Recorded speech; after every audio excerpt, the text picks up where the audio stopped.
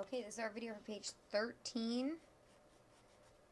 13 of our Unit 5 notebook. And you're going to need 2 pieces of paper. You're going to need your rock cycle vocabulary word and the picture that goes with it. It looks like the rock cycle. And then the rock cycle reading. There we go. You're going to need those too. So once you get those cut out, head back here for the definition. Okay, rock cycle. The rock cycle, the definition for that is the continuous. That means never ending. Continuous. Keeps continuing. Process, like so many things we do in science, during which rocks are formed, change, wear down, and are formed again over long periods of time. Okay, so what I want you to do for question number 1, if it ever focuses, it says draw the general shape of the rock cycle. So is it generally a square, a circle, a rectangle, a pentagon, a dodecahedron? You tell me. Draw the general shape of the rock cycle. Hint, it starts with the same letter as cycle. So we're going to list the 3 types of rocks. Remember, there's 3 types. I'm just giving you a hint. They're all we've been talking about. How does this picture of the rock cycle represent the word the rock cycle? If you can't answer that, you're about to hear Miss Football crying again. I'm going to go ahead and get that glued in all the way up at the top. When you're finished with that, get out your the rock cycle reading. Okay, so you're going to need that and something to highlight with. Okay, the rock cycle. So here we go. The rock cycle. Rocks are constantly breaking down and forming new rock. They are cycled, that means sent through, in and around Earth in a process known as the rock cycle. The rock cycle is a series of changes and processes that cause rocks to break down and form new rocks. Igneous rock can become sedimentary rock. So we have that happening here. Sedimentary rock can become metamorphic rock. And so on. Gonna keep going. Even though I only did that, it's gonna keep going and going and going. It might go this way, it might go this way, it might just go over and over and over again. Or this way, over and over and over and over again. There are four, let me get 4 one more time. 4 sets of processes. So that's things that can happen important to the rock cycle, summarized in this graphic. First one is melting and solidification. So remember, solidification just is when it gets hard, hardening, or going from liquid to a solid. So that happens here. Melting and solidification. So you see melting and solidification. You see those right there. Then we've got weathering and erosion. That's happening in 2 places as well. Here and here. So anytime it's becoming sediment, remember? Deposition and compaction. So that means when it gets dropped and squeezed. And that's happening all the way up here at the top. Let's see if we can go all the way around. There we go. Oh, weathering and erosion is also happening in here. Oh my god, I didn't even... Also becoming sediment. So the deposition and compaction is when it heads into being sedimentary rock. And the last one is when a large amount of heat and pressure is applied. And that's when things are becoming metamorphic rock. So let's go in here. It's going to happen here. It's going to happen here. Not there. All the way up. There.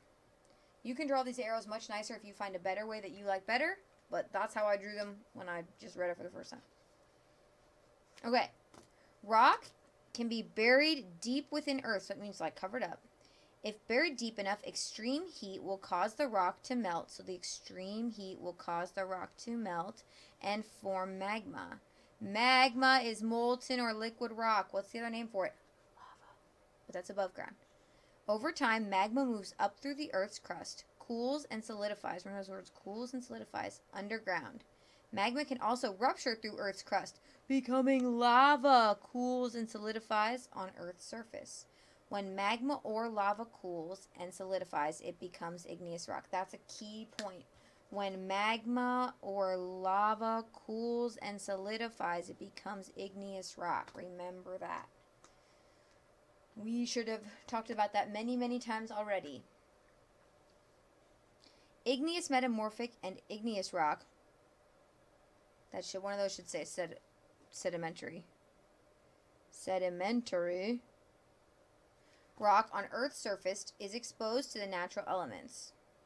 Over time, rock is broken down by wind, water, and other natural forces into tiny particles called sediments. Remember, tiny particles called sediment. This is called weathering. That's the breaking down, remember? Breaking down. Sediment is carried by wind and water from one location to another. The movement of sediment is called erosion. So remember, when it moves, it's erosion. Sediment is eventually deposited in a location. Over time, it's compacted and cemented, squeezed, and glued together to form sedimentary rock. Igneous and sedimentary rock can be buried deep within Earth. It can change into metamorphic rock due to heat and pressure. Old metamorphic rock can also become new metamorphic rock if it's buried and exposed to heat and pressure. So you can have a metamorphic rock that used to be like 5 other metamorphic rocks. So let's talk about the questions and see where you're going to answer those from. So what is the rock cycle?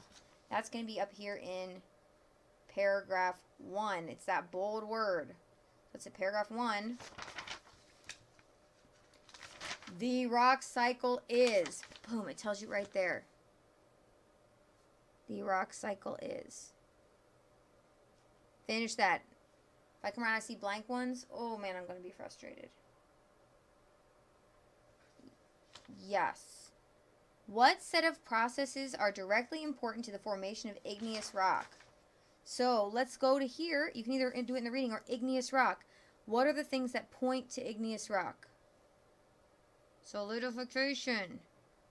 Solidification. We also really need this melting part. But it talks about that here. So that's kind of in the picture.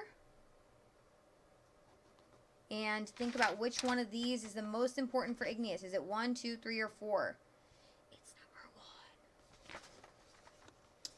1. Okay, what set of processes are directly important to the formation of sedimentary rock? So we're going to look in that picture 2 and this graphic. So which of these, there might be more than one that are important to sedimentary rock, because not only do we need to make the sedimentary rock, we also need to make sediment. So 2 and 3, 1 and 2, 3 and 4, 4 and 1. 2 of those are really important for sedimentary rock formation. Okay, number 4. How could a sediment cycle through the rock cycle so it becomes all 3 types of rock and then sediment again? So you want to tell me what would happen. So it would start as sediment. Then tell me what happens again, and again, and again, and again, and again, until it's sediment at the end. I don't know how many steps you're going to take, but tell me how many steps it takes. Okay, how could you improve the rock cycle diagram in the reading? Justify your answer. So, I don't want to hear I can't, or by doing this. I want you to say, I would improve it by... ...